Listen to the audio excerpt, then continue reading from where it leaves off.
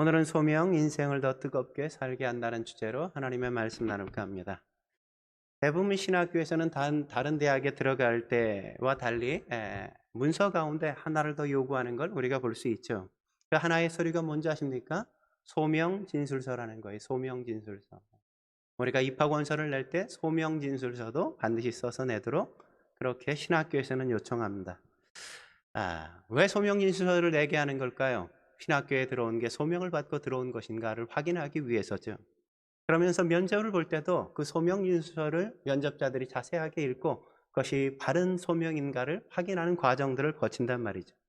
왜냐하면 소명이 없는 사람들이 하나님의 일을 하게 될 경우 그 결과가 뻔하기 때문에 그런 겁니다.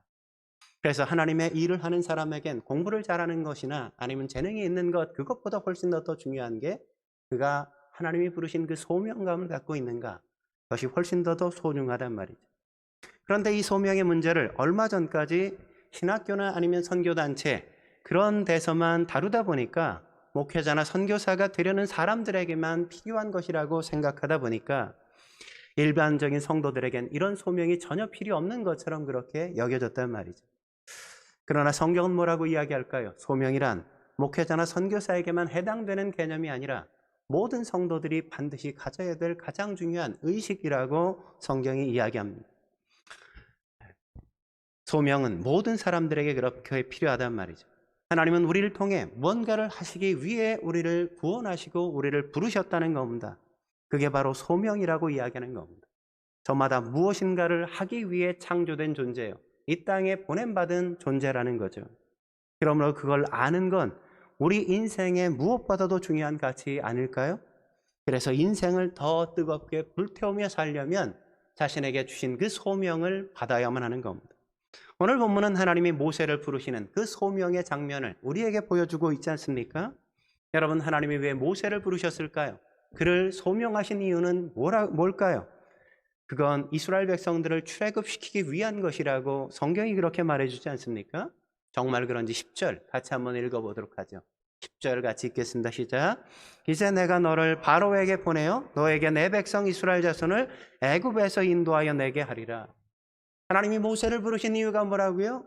내 백성 이스라엘을 애굽에서 인도하여 내기 위해서 모세를 부르셨다고 이야기하죠. 이걸 가르쳐 소명 혹은 부르심 이렇게 이야기하는 겁니다. 하나님께 소명을 받고 모세의 인생은 완전히 달라지지 않습니까? 미디안 광야에서 양떼를 치던 그가, 아무도 알아주지 않던 그가, 누구도 알지 못했던 그의 인생이 놀랍게 위대한 인생으로 변화되었지 않습니까? 이스라엘 민족의 지도자가 되어집니다. 그는 출애굽의 영웅이 되어지지 않습니까? 왜 사는지, 왜 무엇 때문에 사는지 그냥 하루하루 의미 없이 살아가는 것, 그것보다 무기력한 인생은 없단 말이죠. 우리의 인생에 에너지가 넘치고 우리의 인생이 불타오르려면 우리의 소명을 발견해야 돼요. 내가 왜 이 땅에 왔는지, 하나님께서 나를 왜 이 땅에 이곳에 보냈는지 그것을 아는 순간 우리는 전혀 다른 인생을 살아갈 수 있는 겁니다.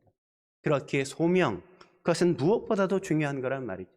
그렇다면 하나님의 부르심은 어떻게 이루어질까요? 하나님이 우리를 부르실 때 어떻게 불러 가실까요?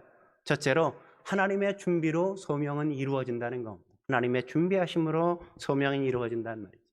사람의 준비가 아니죠. 하나님의 준비하심으로 이루어지는 겁니다. 준비하시고 준비가 다 끝나면 하나님께서 우리를 부르신단 말이죠. 그렇다면 하나님이 모세를 부르시기 위해 뭘 준비하셨을까요? 첫째로 하나님은 때를 준비하셨단 말이죠. 때를 준비하셨습니다. 출애굽기 2장 23절 같이 한번 읽어볼까요? 23절 읽겠습니다. 시작. 여러 해 후에 애굽 왕은 죽었고 이스라엘 자손은 고된 노동으로 말미암아 탄식하며 부르짖으니 그 고된 노동으로 말미암아 부르짖는 소리가 하나님께 상달된지라. 하나님이 모세를 부르실 때 그때가 언제였다고요? 이스라엘 백성들을 탄압하고 억압하고 고통을 주었던 바로가 죽은 그 다음에 그때 그를 부르셨다고 얘기하죠. 여러분, 정권이 바뀌면 주변 환경도 완전히 다 바뀌지 않습니까? 새로운 일들이 일어나기 시작한단 말이죠. 하나님은 모세를 부르시기 위해 그 타이밍을 포착하시고 타이밍을 창조해 내신 거란 말이죠. 그렇기에 애굽 왕 바로가 죽은 건 하나님의 섭리였다고 우리는 이야기할 수 있는 겁니다. 여러분, 예수님의 부모인 요셉과 마리아 역시도 동일한 경험을 하는 걸 우리가 신약 성경에서 발견하지 않습니까? 그들은 아이를 낳고 아이를 살리기 위해서 애굽으로 피신한단 말이죠. 그들이 언제 돌아왔다고 성경이 이야기하죠? 그들이 돌아온 그때가 언제였어요? 헤롯 왕이 죽고 난 이후에 돌아왔다고 성경이 이야기해 주잖아요. 예? 상황이 달라졌단 말이죠. 이제 상황이 바뀌었기에 이제 돌아가서 조국으로 돌아가 새로운 인생을 펼치기 시작할 때가 되었다는 겁니다. 하나님이 때가 되자 고국으로 돌아가게 하신 거란 말이죠. 이처럼 하나님이 그 모든 때를 주관하시는 겁니다. 타이밍을 하나님이 만드신단 말이죠. 그러므로 우리는 하나님의 때가 이르기 전에 조급해하면 안 됩니다. 경거망동해서는 안 된단 말이죠. 우리가 성급해지면 우리가 모든 일을 그르칠 수밖에 없다는 사실을 알아야 돼요. 그러므로 우리는 하나님의 때인가를 언제나 기다리고 분별할 줄 알아야만 합니다. 두 번째, 하나님은 해방에 대한 열망을 준비해 주신단 말이죠. 해방에 대한 열망을 준비해 주세요. 자유를 누렸으면 좋겠다. 이제 노예에서 해방되고 싶다. 더 이상 이 애굽에서 살고 싶지 않다. 이제 이곳을 떠나 하나님이 약속해 주신 그 땅으로 가고 싶다. 그런 거대한 열망들이 이스라엘 백성들의 마음에 싹트기 시작했단 말이죠. 여러분, 모세가 40년 전 그의 40살 때 일을 생각해 보십시오. 모세가 애굽 사람을 쳐 죽이지 않습니까? 모세가 왜 그렇게 했을까요? 내가 그렇게 애굽 사람을 쳐 죽이면 이 동족들이 함께 동참해서 이 애굽에서의 탈출을 함께 시도해 갈 거라고 생각하지 않습니까? 이스라엘 백성들이 동조해 주고 동참해 줄 거라고 생각했어요. 근데 동참해 줬습니까? 아니죠. 아무도 동참해 주지 않았습니다. 왜 그랬을까요? 아직 하나님의 때가, 이 해방시키는 하나님의 때가 아직 오지 않았다고 생각했기 때문 아니겠습니까? 그런데 지금은 어떨까요? 오늘 7절 말씀 같이 읽어볼까요? 7절 같이 읽겠습니다. 시작. 여호와께서 이르시되 내가 애굽에 있는 내 백성의 고통을 분명히 보고 그들의 감독자로 말미암아 부르짖음을 듣고 그 근심을 알고. 이스라엘 백성들을 이 하나님 앞에 부르짖기 시작한단 말이죠. 더 이상은 못 참겠습니다. 하나님, 이곳에서 우리를 구원해 주십시오. 우리가 애굽에서 떠날 수 있게 주여 도와주옵소서.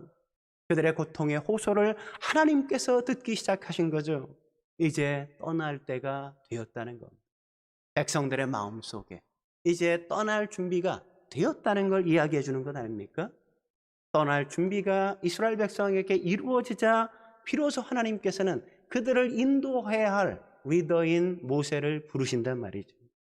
그 백성의 마음을 하나님께서 하나하나 준비해 오신 거라고요. 그리고 세 번째, 하나님은 모세 자신을 준비해 오시지 않습니까? 모세가 동족의 싸움에 개입했을 때 그들은 모세에게 어떤 반응을 보였어요? 우리가 언제 너를 리더로 세웠어? 언제 우리가 너를 한 번이나 재판장으로 세운 적이 있냐?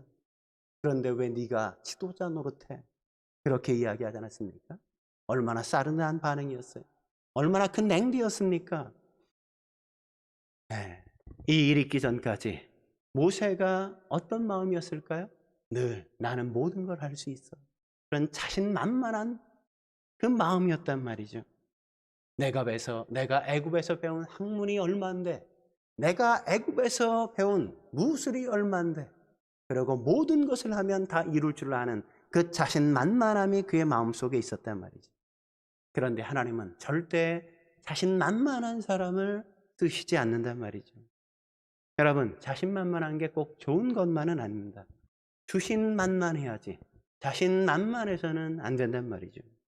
자신을 믿는 사람은 예수님을 믿을 필요가 없어요. 하나님을 믿으려고 하지 않는단 말이죠. 내가 나를 믿는데 뭘 믿겠어요? 그 자신만만함을 가진 사람은 결코 하나님 앞에 쓰임을 받지 못하는 겁니다. 그런데 40년 전에 모세는 어땠어요? 자신만만했단 말이죠. 하지만 모세는 미디안 광야 40년을 보내면서도 자신만만했을까요? 광야에 40년 동안 지나오면서 그는 어떤 마음을 갖게 되었을까요? 80이 되어서 모세는 어떤 태도를 그가 가졌겠습니까? 나는 별로 쓸모가 없는 존재야. 어쩌면 자기 자신에 대해서 자신이 없었을 겁니다. 그 모든 것들을 포기한 상태였을 겁니다. 나는 아무짝에도 쓸모없어. 그럴 때 하나님께서 찾아오신단 말이죠. 그럴 때. 예? 그런데 아무것도 할 수 없다는 고백만으로 충분할까요? 성경은 그렇다고 이야기하지 않습니다. 하나님은 하나님을 하지 않고는 아무것도 할 수 없다는 그런 하나님을 의지하고 신뢰하는 사람만을 하나님께서 쓰신단 말이죠. 우리가 그 증거를 어디서 찾을 수 있을까요? 모세가 미디안 광야에서 낳은 두 아들에게서 우리는 발견할 수 있죠. 첫째 아들 이름이 뭐였죠? 게르솜이었죠. 게르솜. 게르솜이라는 말은 나그네, 객이라는 의미죠. 나는 이방의 나그네가 되었다, 객이 되었다, 이런 의미가 그 안에 담겨 있는 것이고, 둘째 아들의 이름은 엘리에셀이었습니다. 엘리에셀은 나의 하나님이 나의 도움이 되신다, 이런 의미가 그 안에 담겨 있는 것이란 말이죠. 그는 아마 그 아들들을 낳으며 광야 40년 동안 두 가지를 깨달았던 것 같아요. 첫째는 그는 나그네 된 자신의 모습을 발견하면서 나 같은 별 볼 일 없는 존재, 나는 그렇게 잘나지도 않고 대단한 것도 아무것도 없는 별 볼 일 없는 존재라는 사실을 그곳에서 깨달았단 말이죠. 여러분, 광야에서 40년을 산다고 생각해 보십시오. 아무것도 없는 빈들, 별밖에 바라볼 곳이 없는 그 빈들에서 40년을 살았다면 나의 인생은 저 하늘의 별과 같이 아무도 알아줄 수 없는 그런 존재라고밖에 느끼지 못하지 않았을까요? 그리고 그는 동시에 둘째로 그는 압도해오는 우주의 찬란한 별들을 보면서 이 모든 것들을 창조하신 분이 하나님이시고 나의 인생을 이끄시는 분 역시도 하나님이라는 사실을 비로소 깨닫지 않겠습니까? 그것이 그의 둘째 아들의 이름에서 발견되어지는 모세의 신앙이란 말이죠. 그러니까 뭐라고 고백합니까? 하나님이 나를 돕지 않으면 나는 아무것도 아니라는 거예요. 나의 하나님이 나의 도움이란 말이죠. 내 존재가 지금도 가능할 수 있는 이유, 내가 오늘도 살아갈 수 있는 이유, 그것은 하나님이 나를 도우시고 나를 붙드시기 때문이라는 걸 그의 아들을 낳으며 신앙으로 고백하는 겁니다. 하나님은 하나님을 의지할 준비가 되어 있는 사람을 그렇게 부르신단 말이죠. 자기 마음대로, 자기 고집대로 하는 사람, 그런 사람은 하나님은 결코 쓰실 수가 없는 겁니다. 두 손을 들고 하나님, 나는 아무짝에도 쓸모가 없습니다. 하나님이 나를 붙드셔야만 나는 비로소 하나님 앞에 쓰임받을 수 있습니다 라고 고백드리는 그 사람을 하나님은 쓰신단 말이죠. 전능하신 하나님, 그 하나님을 신뢰하고 하나님 앞에 자신의 인생을 맡길 줄 아는 그 사람, 그렇게 준비된 그 사람을 하나님께서 비로소 부르시고 그의 인생을 통해 출애굽의 위대한 드라마를 만드시는 거란 말이죠. 그러므로 사랑하는 성도 여러분, 내가 아무것도 아니에요. 하나님께서 우리를 붙드실 때 우리가 귀하게 쓰임받을 수 있다는 사실을 믿으시기 바랍니다. 한 걸음 더 나아가 하나님의 부르심은 어떻게 이루어질까요? 두 번째, 하나님의 은혜로 이루어진단 말이에요. 하나님의 은혜로 이루어지는 겁니다. 하나님은 부르시기 전에 은혜를 베푸신단 말이죠. 어떤 은혜를 주셨을까요? 두 가지로 우리는 생각해 볼 수 있죠. 하나는 이스라엘 백성들에게 은혜를 베풀어 주시고, 두 번째는 모세에게 은혜를 베풀어 주셨죠. 먼저 이스라엘 민족에게 어떤 은혜를 베푸셨죠? 이스라엘 민족은 애굽 땅에서 말할 수 없는 고난의 시간을 지금 보내고 있잖아요. 얼마나 큰 고통을 그들이 받고 있습니까? 바로의 타락으로 아들을 낳기만 하면 다 가져다가 나일강에 던져버려야 되는 그런 참혹한 세월을 지금 이스라엘 백성들은 보내고 있단 말이죠. 여러분 생각해 보십시오. 아들만 낳으면 다 갖다 나일강에 던져야 되는데, 그런 상황이라면 이스라엘 백성들이 어떻게 되어야 돼요? 날마다 인구가 감소되어지고 날마다 이스라엘 백성들의 세력은 약해져야만 되는 것 아닙니까? 우리나라도 지금 그렇잖아요. 인구가 급격하게 감소되고 있다고 그러잖아요. 얼마나 많이 감소되는지 아십니까? 1년에 무려 지금 올해 제가 들은 이야기로는 1년에 한 개의 군이 사라지고 있대요. 한 개의 군의 인구. 얼마 지나지 않으면 이제 한 개의 시 단위가 우리나라에서 인구가 사라지는 거예요. 매년마다. 이스라엘 백성들이 그렇게 나일강에 자식을 낳으면 다 갖다 버리도록 만들었다면 어떤 상황이어야 돼요? 이스라엘 백성들이 진멸당하는 상황이어야 하지 않습니까? 그런데 그런 상황으로 벌어졌나요? 아니죠. 그럴수록 더 번성하게 되었다고 성경이 기록해 주지 않습니까? 고난과 박해와 환난이 그들 앞에 날마다 주어지는데, 그럼에도 불구하고 그들이 어떻게 더욱 번성할 수 있었을까요? 하나님의 은혜가 아니면 불가능한 일이겠죠. 하나님의 은혜가. 그리고 또 하나, 모세에게 주신 은혜를 우리가 오늘 본문에서 확인해 볼 수 있죠. 여러분, 모세를 생각해 보십시오. 미디안 광야로 내쫓기고 난 이후에 그는 아마 세상으로부터 완전히 잊혀진 존재가 되어지지 않았겠습니까? 누구도 기억하지 않아요? 모든 사람의 기억에서 완전히 사라진 그 시간 아니겠습니까? 어쩌면 모세도 그렇게 내가 잊혀지는 게 견딜 수 없었을 겁니다. 모든 사람에게 잊혀졌다는 생각에 어쩌면 그는 거대한 자괴감에 빠져서 인생에 대한 자포자기를 했을지도 몰라요. 그런데 그런 모세를 하나님은 결코 잊지 않았단 말이죠. 모세는 알지 못하고 모세는 결코 하나님의 손길을 느끼지 못하고 있었지만 그럼에도 불구하고 하나님은 보이지 않게 모세의 인생에 간섭해 오시고 모세의 삶 가운데 역사하고 계셨단 말이죠. 그를 이스라엘 민족의 해방자로 빚고 계셨다는 겁니다. 이게 바로 하나님의 놀라운 은혜 아니겠어요? 여러분, 우리도 그런 하나님의 놀라운 은혜를 경험할 때가 있잖아요. 힘들고 어려운 일이 진행될 때는 잘 모르다가 한참 후가 지나고 나서야 그때 하나님이 그래서 그러셨구나. 하나님이 그렇게 내게 어려움을 주신 이유가 그것 때문이었구나. 그래서 오늘의 내가 있게 되었구나. 그런 생각을 할 때가 적지 않지 않습니까? 가만히 생각해 보면 하나님이 완전히 나를 잊고 나를 버렸다고 생각되어지는 그 순간에도 하나님은 당신의 손에서 우리를 빚고 우리를 새롭게 만들고 우리를 다듬고 계셨다는 걸 고백하지 않을 수가 없을 때가 많잖아요. 네? 그게 다 은혜라고 고백할 수밖에 없단 말이죠. 나의 나 된 것은 다 하나님의 은혜입니다. 네? 지금은 알지 못해요. 네? 어려울 때는 알지 못해요. 과정 속엔 알 수가 없어요. 그러나 이 모든 어려움의 과정을 지나고 나면 그때서 하나님이 그랬어요. 우리가 욥에게서 그런 것들을 발견하게 되어지잖아요. 그에게 고통이 찾아올 때, 인생이 완전히 무너져 내릴 때, 모든 사람들이 내게서 다 떠나갈 때, 마치 버림받아지고 저주받은 인생인 것처럼 느껴질 때 그는 결코 그 속에서 하나님의 은혜라는 걸 잘 깨닫지 못했어요. 그러나 그 모든 시간이 지나가고 난 이후에 하나님의 놀라운 능력과 권세 앞에 하나님의 은혜됨을 고백하지 않습니까? 우리가 지금 가는 길이 어려워도 힘들어도 때때로는 큰 고통이어도 하나님께서 우리에게 그 모든 것이 은혜였습니다라고 고백할 날을 만드실 것을 믿으시기 바랍니다.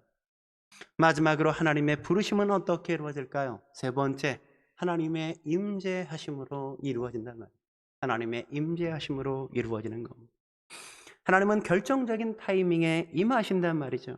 그러면서 직접 하나님이 부르시기 시작하지 않습니까? 하나님이 임하셔서 우리를 부르심으로써 우리가 소명을 받게 되는 거죠. 그렇다면 하나님이 임하셔서 부르시는 과정은 어떻게 이루어질까요? 첫째로 하나님은 평범한 일상에 임재하신단 말이에요. 찾아오신단 말이죠. 하나님이 어디에 임하신다고요? 우리의 평범한 일상 가운데 임하신단 말이죠. 이게 굉장히 중요한 얘기예요. 우리는 흔히 기도원에 올라가야만, 어떤 특별한 하나님의 사람을 만나야만 그를 통해서 하나님의 임재를 경험하고 하나님의 부르심을 경험할 거라고 착각할 때가 얼마나 많습니까? 저도 그런 설교를 많이 들었어요. 그러다 보니까 저도 옛날에 기도원에 올라가서 금식 기도도 해보고 산에 올라가서 밤에 산 기도도 하면서 나무 뿌리를 한번 뽑아버리라. 그러면 하나님의 소명을 내가 분명히 확인할 수 있을 거야. 그런 의지를 갖고 기도했던 적도 있단 말이죠. 물론 그렇게 하나님이 우리를 부르실 때도 있습니다. 하지만 대부분의 경우는 하나님의 부르심은 아주 평범한 우리의 일상 속에서 그분이 찾아오셔서 우리를 부르신다는 사실을 우리는 놓치지 말아야 돼요. 성경도 그게 보편적인 하나님의 부름의 소명의 모습이라고 이야기한단 말이죠. 여러분, 예수님의 제자들을 보십시오. 예수님의 제자들이 어떤 상황에서 부름받았죠? 그들이 기도원에 올라갔나요? 산 정상에 올라가서 하나님 앞에 기도하다가 예수님의 부름을 받았습니까? 그런 사람은 한 사람도 없단 말이죠. 여러분, 베드로를 보십시오. 베드로가 언제 부름을 받았죠? 그가 그냥 그물을 던질 때, 고기를 잡고 있을 때, 그때 예수님의 부름을 받는단 말이죠. 여러분, 마태가 언제 부르심을 받았습니까? 그가 자기가 하던 세관에서 세리로 성실하게 일할 때 하나님의 부르심을 받는단 말이죠. 여러분, 바울도 언제 부름을 받죠? 하나님을 믿는 성도들을 잡아서 감옥에 넣기 위해서 다메섹 도상으로 올라갈 때 하나님의 부르심을 받는 걸 우리가 보잖아요. 다윗도 보십시오. 사무엘이 왔을 때 그 집안에 이 다윗은 존재하지 않았습니다. 그는 양떼를 치고 있었단 말이죠. 그때 하나님의 부르심을 받는 걸 우리가 확인할 수 있잖아요. 하나님의 부르심을 받는 대부분의 사람은 자기의 일상 속에 자기에게 주어진 일을 성실하게 일하고 있는 그 현장에서 부름을 받았다는 걸 우리는 놓치지 말아야만 합니다. 오늘 본문도 보십시오. 오늘 본문도 그렇게 모세가 부름받는 걸 확인할 수 있죠. 출애굽기 3장 1, 2절 같이 한번 읽어볼까요? 1절과 2절 같이 읽겠습니다. 시작. 모세가 그의 장인 미디안 제사장 이드로의 양떼를 치더니 그 양떼를 광야 서쪽으로 인도하여 하나님의 산 호렙에 이르매 여호와의 사자가 떨기나무 가운데로부터 나오는 불꽃 안에서 그에게 나타내시니라. 그가 보니 떨기나무에 불이 붙었으나 그 떨기나무가 사라지지 아니하는지라. 언제 부름을 받고 있죠? 모세가 양떼를 치다가 부름을 받고 있잖아요. 하루는 모세의 눈을 잡아 끄는 하나의 사건이 일어나죠. 떨기나무에 불이 붙었는데 떨기나무가 타서 재가 되지 않고 계속 타오르고 있단 말이죠. 이상한데. 그러고 부르심을 받잖아요. 하나님이 어느 날 우리의 일상 속에 찾아오신단 말이죠. 평소와 다르게 그날을 느끼기 시작하고 하나님의 부르심을 받게 되어진다고 성경이 이야기하는 겁니다. 하나님이 어떻게 부르실까요? 두 번째, 하나님은 개인적으로 그리고 반복적으로 부르고 계신단 말이죠. 개인적으로 반복적으로 부르고 계시죠. 4절 같이 한번 읽어볼까요? 4절 같이 읽겠습니다. 시작. 여호와께서 그가 보려고 돌이켜오는 것을 보신지라 하나님이 떨기나무 가운데 그를 불러 이르시되 모세야 모세야 하시매 그가 이르되 내가 여기 있나이다. 여러분, 하나님이 어떻게 부르세요? 야, 거기 누구 없어? 이렇게 부르지 않잖아요. 그죠? 네? 거기 누구 없어? 그랬는데 모세가 저 여기 있는데요. 이렇게 응답했습니까? 그렇게 하지 않는다고요. 하나님은 개인적으로 부르신다고요. 모세야 이렇게. 그런데 오늘 본문에 보면 모세야 이렇게 한번 부르셨을까요? 만약 하나님이 모세야 이렇게 불렀는데 모세가 누가 나 불렀나? 이러고 말았다면 어쩌면 모세는 하나님의 음성인지 확인하지 못하고 그냥 어쩌면 평상 일상으로 돌아갈 수도 있어요. 근데 하나님께서 모세야 이렇게만 부른 게 아니라 어떻게 부르셨어요? 모세야 모세야 이렇게 반복해서 그가 하나님의 음성인 줄 확인하고 확신할 수 있게 그를 부르셨단 말이죠. 여러분, 사무엘도 마찬가지잖아요. 사무엘, 하나님께서 사무엘을 부르실 때 사무엘이 어떻게 했어요? 그가 엘리 제사장에 가서 예, 부르셨습니까? 이랬잖아요. 하나님의 음성인지 알지 못했다고요. 하나님의 부르심인지 그는 확인할 수 없었다고요. 두 번째 불러도 그렇게 하지 못하고 세 번째 비로소 그가 하나님의 음성인 줄 알고 하나님 제가 여기 있습니다. 주여 말씀해 주옵소서 라고 그가 응답하는 걸 확인할 수 있잖아요. 하나님이 어떻게 부르세요? 반복해서 그를 불러 이게 하나님이 나를 부르신 거라는 걸 확인할 수 있게 만드신단 말이에요. 바울 역시 마찬가지 아닙니까? 그가 다메섹 도상에서 하나님을 만날 때 하나님께서 어떻게 그를 부르시던가요? 사울아 사울아 어찌하여 내가 나를 핍박하느냐 이렇게 분명하게 그를 지목하시고 그에게 반복적으로 확인해 그가 나를 부르신다는 걸 확신할 수 있게 하나님께서 부르신다는 걸 우리는 놓치지 말아야 돼요. 하나님의 음성은 그래서 그냥 애매하거나 모호한 게 결코 아니란 말이에요. 이게 혹시 하나님의 말씀일까? 하나님의 뜻일까? 이렇게 생각하게 하시지 않고 명확하게 내가 뭘 해야 되는지 알 수 있도록 하나님께서 소명하신다는 사실을 우리는 놓치지 말아요. 세 번째, 하나님은 어떻게 부르십니까? 하나님은 거룩함을 요구하신단 말이죠. 거룩함을 요구하세요.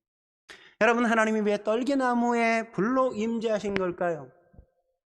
여기서 불이라는 건 하나님의 임재를 상징하는 거예요. 하나님의 임재. 그리고 떨기나무는 뭘 상징할까요? 이스라엘 백성을 상징할 뿐만 아니라 모세 자신을 상징한단 말이죠. 모세 자신. 네? 여러분, 이스라엘 땅에 떨기나무는 특별한 게 결코 아니었습니다. 광야에 그냥 널려 있는 게, 아주 흔한 게, 아주 사람들에게 천하게 여겨졌던 게 그 떨기나무란 말이죠. 그런데 그 가운데 하나님이 임재하신 거예요. 하나님이. 예? 모세가 그걸 봤을 때 얼마나 인상이 깊었을까요? 모세는 아마 그 나무 속에서 자기 민족의 자화상을 보고 자기 자신의 모습을 그 속에서 확인했는지도 몰라요. 저 별 볼 일 없는 나무도 하나님이 저렇게 들어쓰시지 않는가? 나같이 형편없는 존재도 하나님이 붙드시면 저렇게 쓰임받을 수 있는 게 아닐까?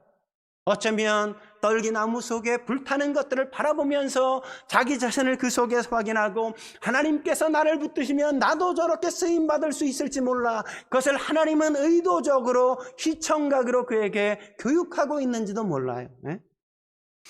그럴 때 모세에게 하나님께서 어떻게 말씀하시죠? 5절에 이렇게 말씀하시는 걸 확인할 수 있죠. 5절 같이 한번 읽어볼까요? 시작. 하나님이 이르시되 이리로 가까이 오지 말라. 내가 선 것은 거룩한 땅이니 내 발에서 신을 벗으라. 거룩함을 요구하시지 않습니까?